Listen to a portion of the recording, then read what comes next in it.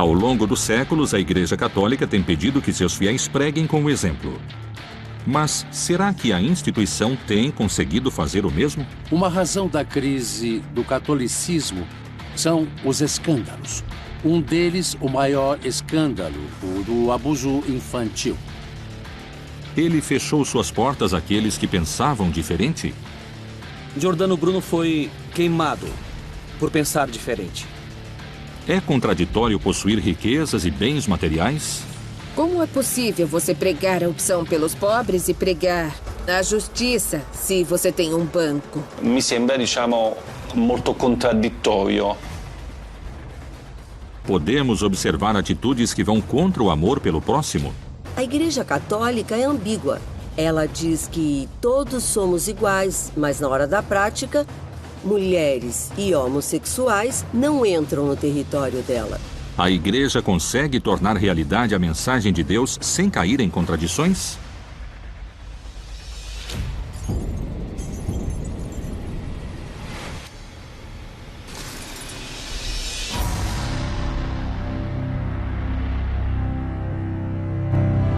Ah, come vorrei una chiesa povera e per i poveri. Em 16 de março de 2016, o Papa Francisco disse uma frase que virou símbolo de sua gestão. Mas por que ele falou essas palavras? Acaso a igreja não é para os mais humildes? Gesù sceglieva i piccoli villaggi che erano più abbandonati. Tant'è vero che la sua predicazione, come quella degli Apostoli, fu all'inizio diretta prevalentemente alle fasce escluse. Si potrebbe dire che Gesù fece una scelta preferenziale dei poveri e fece una scelta di classe. Vamos pensar na última ceia.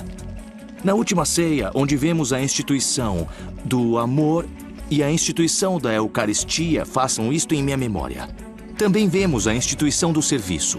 O que eu fiz com vocês, façam com todos os seus irmãos. L'origine della Chiesa Cattolica così come è diventata è un'origine, come diceva Gesù, come il granello di senape, è un'origine umile, piccola.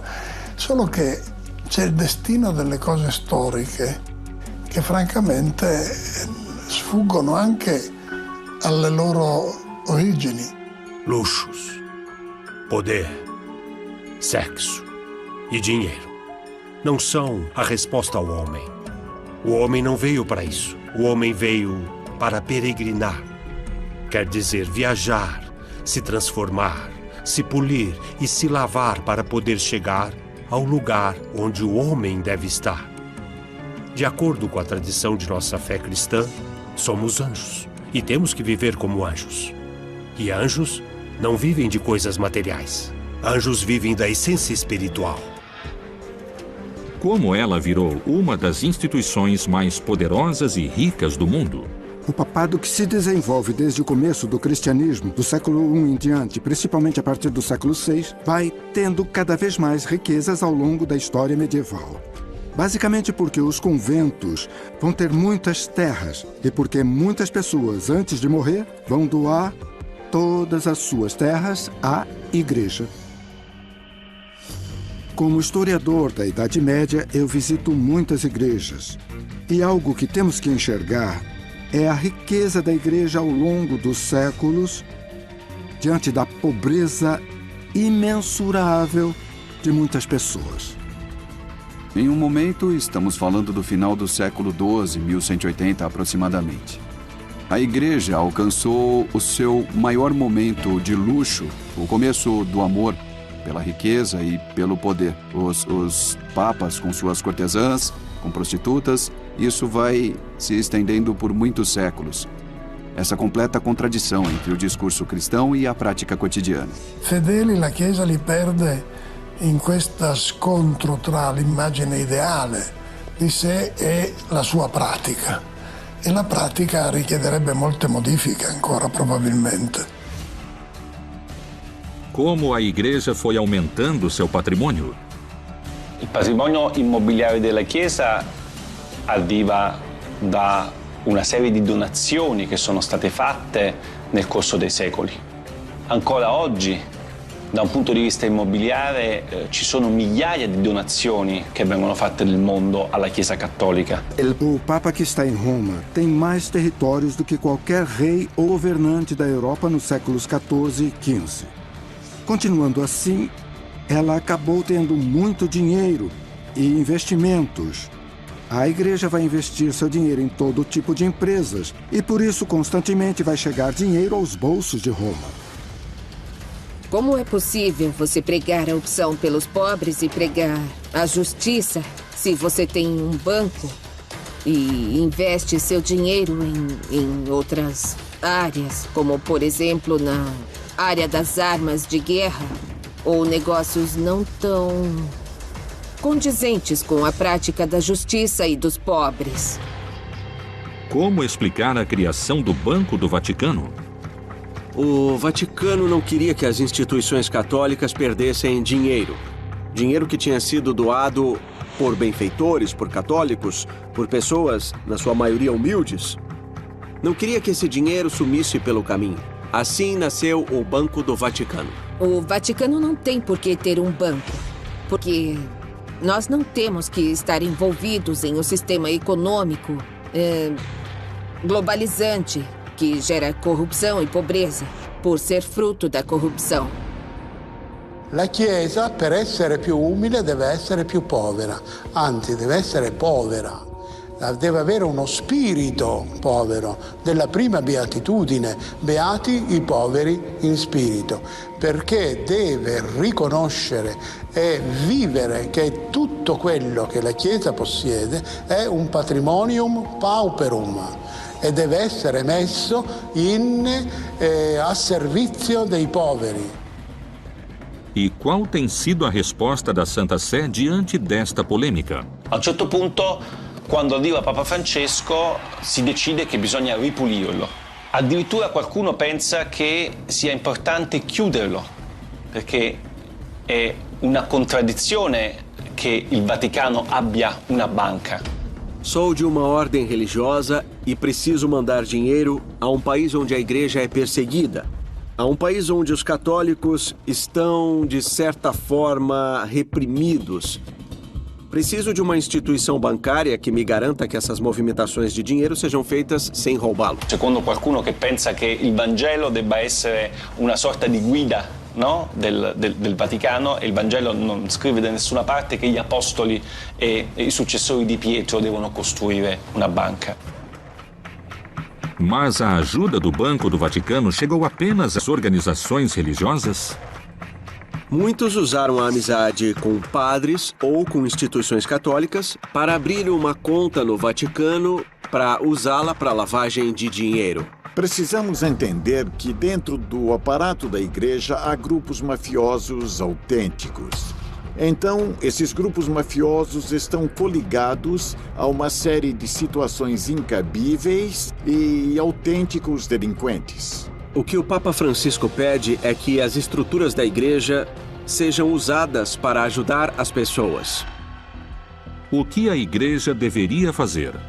Gli appartamenti che vengono regalati alla Chiesa spesso e volentieri non vengono utilizzati per i poveri, per i profughi, non vengono affittati oppure a prezzi di mercato in modo tale che poi con quei guadagni la congregazione, per esempio Propaganda Fide, che è la maggior proprietaria immobiliare del Vaticano, possa aiutare le missioni all'estero, ai paesi del terzo mondo. Meglio sarebbe che la Chiesa amministrasse bene il suo patrimonio e lo usasse per assistere poveri, malati, ospedali.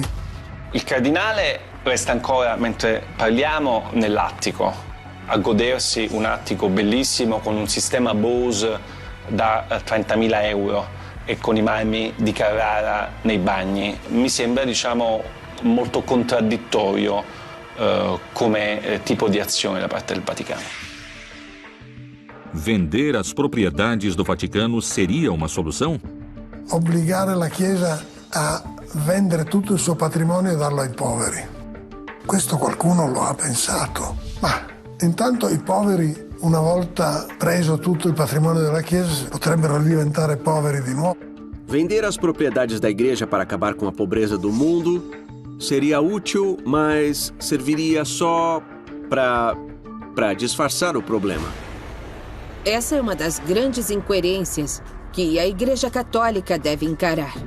Assim, nós não precisaríamos de uma instituição com tanto poder no mundo, nem com tanto poder econômico, nem com tanto poder aquisitivo. Mais do que vender propriedades da Igreja Católica para acabar com a fome no mundo, o que o Papa Francisco propõe é que as propriedades sejam dedicadas, sejam usadas para ajudar as pessoas.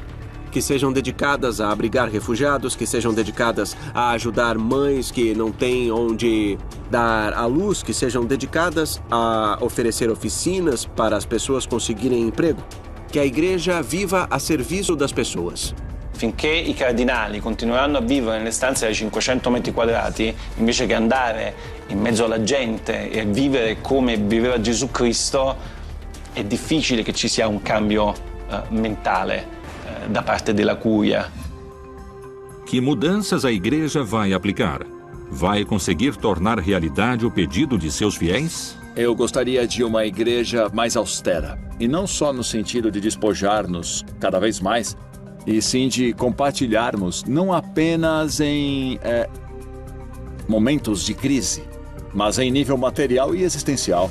Aconteceu uma história muito bonita que chamou minha atenção. Houve uma reunião com todos os seminaristas de Roma sobre a obra de Paulo VI com o Papa Francisco. O Papa, diante de todos, começou a contar que se o padre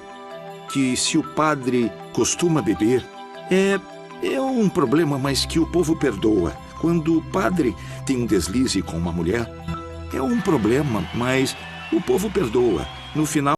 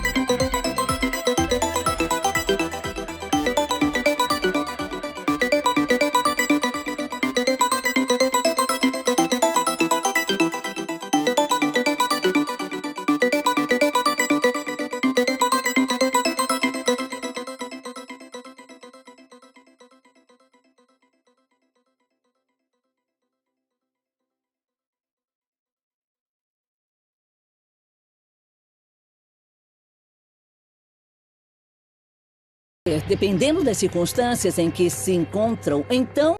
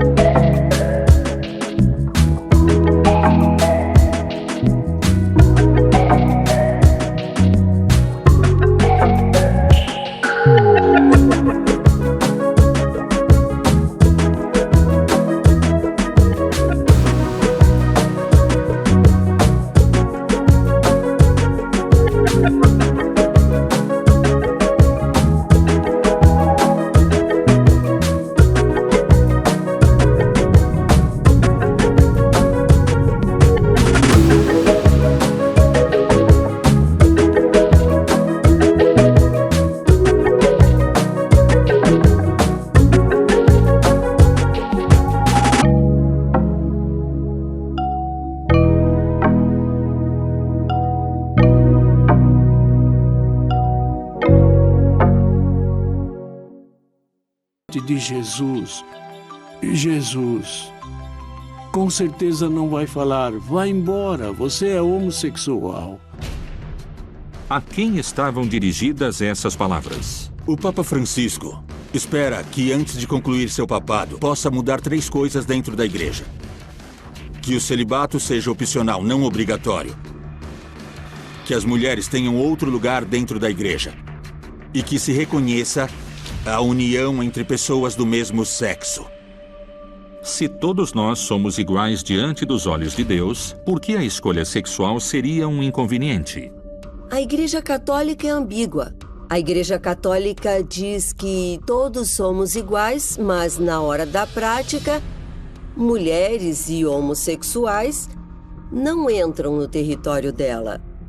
São expressões de uma igreja que está pressionada por seus dogmas e doutrinas, diante de realidades demandantes que mudam. A Igreja Católica e as igrejas cristãs têm tido, ao longo do tempo, posturas diferentes quanto ao amor entre pessoas do mesmo sexo. Os primeiros cristãos não consideravam que o amor entre pessoas do mesmo sexo fosse algo que os tirasse da santidade ou então que os mandasse para o inferno. É muito interessante ver como a própria igreja tem mudado sua concepção da homossexualidade. No começo, eram seres pecaminosos, eram seres obscuros, possuídos pelo demônio.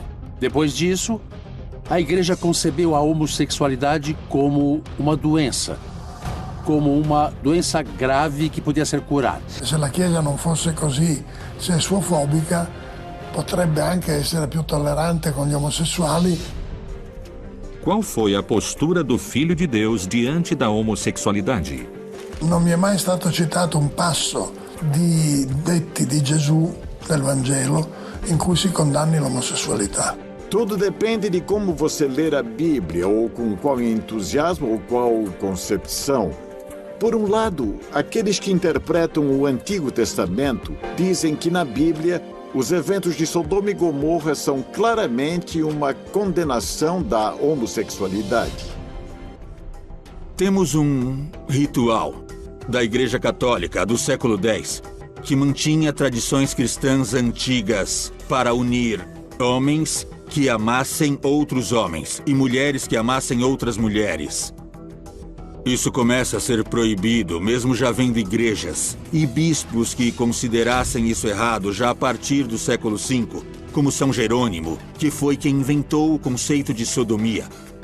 Antes de São Jerônimo, a sodomia não significava nada, não existia como conceito. Sodomita só significava aquele que nasceu em Sodoma.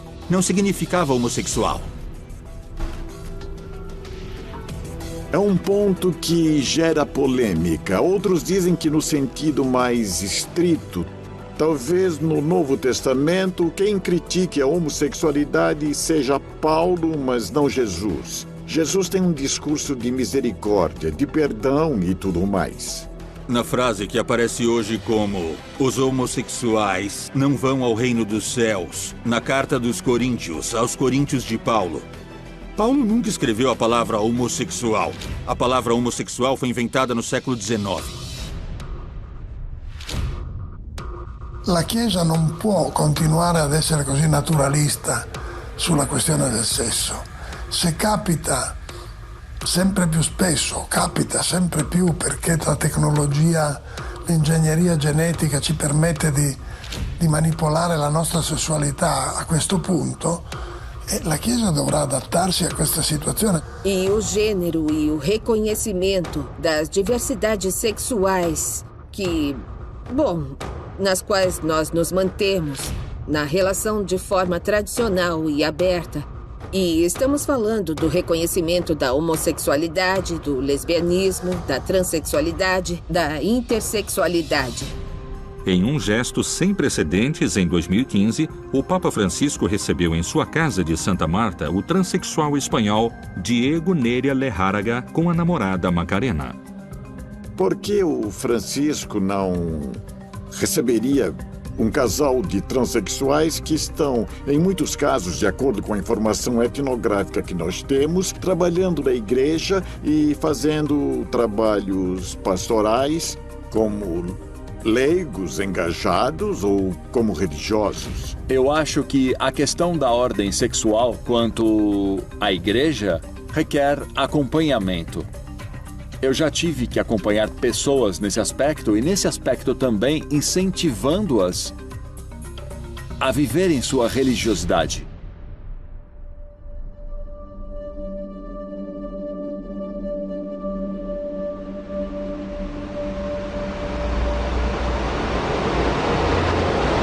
Acho que uma revolução profunda no cristianismo é a maneira de conceber a sexualidade no interior de seus grandes dogmas. Qual é a mensagem que o Papa Francisco está dando? O Papa Francisco está nos dando a mensagem de sermos reais, de sermos autênticos. Pois o dinheiro que tivermos, o poder que tivermos é apenas um extra. O que importa é o que nós somos e o que seremos. Que sejamos espírito, que sejamos essência junto com esse Deus que nos criou. Então ele fala para nós que não há diferenças entre os brancos e os negros. Não há diferenças entre os judeus e os gregos. Não há diferenças entre homossexuais e heterossexuais. Simplesmente pessoas são pessoas e são nossos irmãos. A presença de Francisco não representa a revolução na vida da igreja. Francisco não é um revolucionário, é uma reforma. Francisco é um reformista. E outro aspecto muito importante é que Francisco propõe maior sensibilidade para poder entender ao homem e à mulher contemporâneos. O que significa essa nova sensibilidade? Significa que a igreja não tenha mais essa atitude de condenação.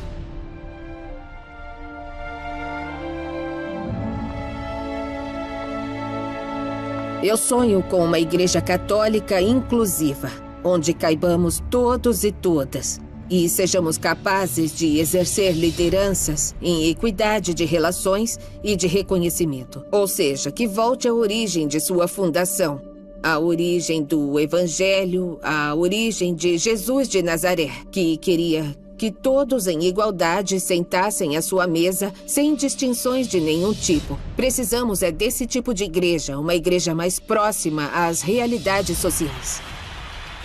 Quais têm sido os gestos mais chamativos do Papa Francisco? Como a igreja tenta recuperar a confiança de seus fiéis?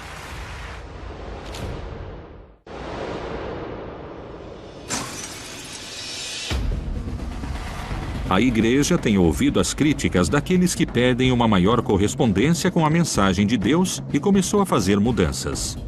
De que forma ela procurou se aproximar daqueles que condenou no passado? O Papa Francisco tem tido a mesma atitude de João Paulo II de pedir perdão? João Paulo II teve um pontificado caracterizado durante seus 27 anos pela tentativa de aproximação com judeus, com muçulmanos, uma aproximação interreligiosa. Isso foi fundamental quando ele virou o primeiro Papa da era moderna em entrar numa sinagoga para aproximar os seres humanos, para levar essa convivência que passou a ser tão necessária no mundo em que temos que viver.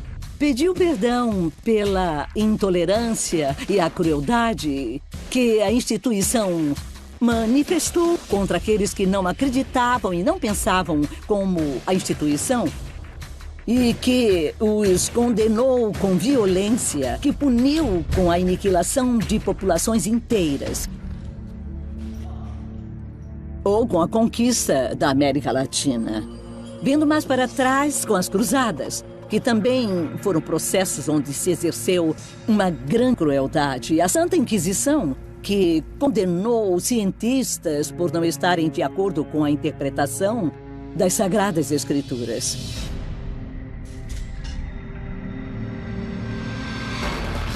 Que postura manteve o Papa Francisco diante dos episódios de pedofilia cometidos no interior da igreja? Que atitude manteve com as vítimas de abuso?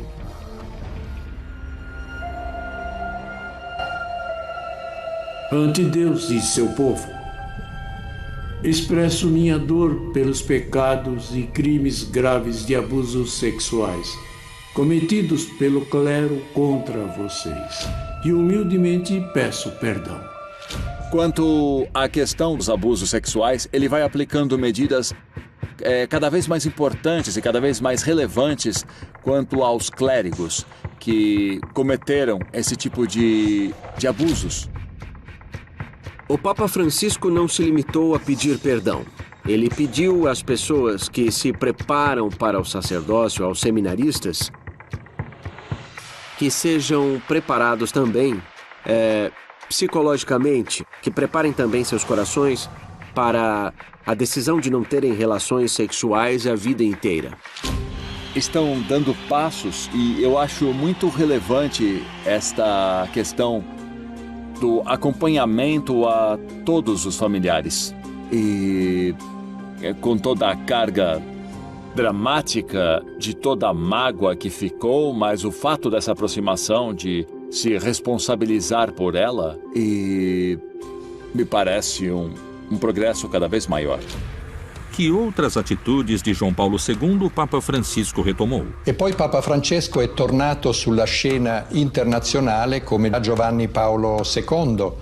Ha mediato nei rapporti tra Stati Uniti e Cuba. Parla del fenomeno dei migranti, scuotendo le coscienze dei politici. Sottolinea le grandi disuguaglianze sociali che esistono non soltanto nel sud del mondo, ma anche nel nord del mondo. È necessario affrontare insieme la questione migratoria. Non si può tollerare che il Mar Mediterraneo diventi un grande cimitero. Essendo un potere che miliardi di cattolici o di cristiani nel mondo ascoltano, è chiaro che può esercitare la sua autorità anche e soprattutto come facitore di accordi internazionali, come favorizzatore di situazioni di maggiore caritatevolezza in generale. Para muitos, o Papa Francisco parece haver interpretado a crise da Igreja, a queixa dos fiéis e o mundo em geral.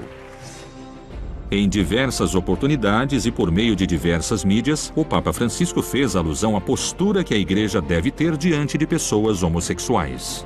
Se uma pessoa é gay e cerca il Signore e ha buona volontà, ma chi sono io per giudicarla? Nesse contexto, o que Francisco está fazendo é retomar essa mensagem de misericórdia. É o primeiro papa a pronunciar a palavra gay. Ele a falou quando estava voltando do Brasil, da Jornada Mundial da Juventude. E foi o que os jornalistas tiraram dessa entrevista e usaram "Quem sou eu para julgar os gays?" Para os conhecedores da fé, essas palavras e atitudes de Francisco são provas das mudanças que procura a Igreja Católica. Com o Papa Francisco, ser católico é viver uma proposta centrada principalmente em procurar fazer o bem ao maior número de pessoas possível. Isso não é possível se não enraizarmos a própria vida, se não virmos em nossos corações a mensagem do Evangelho, claro. Mas, no final, é isso, é fazermos o bem ao maior número de pessoas possível, que essa seja a resposta cristã. Na verdade, o que Jesus e os apóstolos pensariam é que os fiéis que seguem seus ensinamentos fazem o possível para retratá-los e para vivenciá-los. Mas, na verdade, ainda nos falta muito para nos aproximarmos ao que foi a vida deles, para que sejamos católicos e cristãos como eles mesmos teriam desejado. O maior milagre, o único milagre, é o milagre da vida. É o viva a vida que a humanidade não pode perder. E se tem algo que os cristãos devem dizer ao mundo, é essa mensagem de Jesus vivo. É que ele apostava na vida. Se há alguma coisa genial de que nunca poderemos prescindir por ser o maior dos milagres, é estarmos vivos.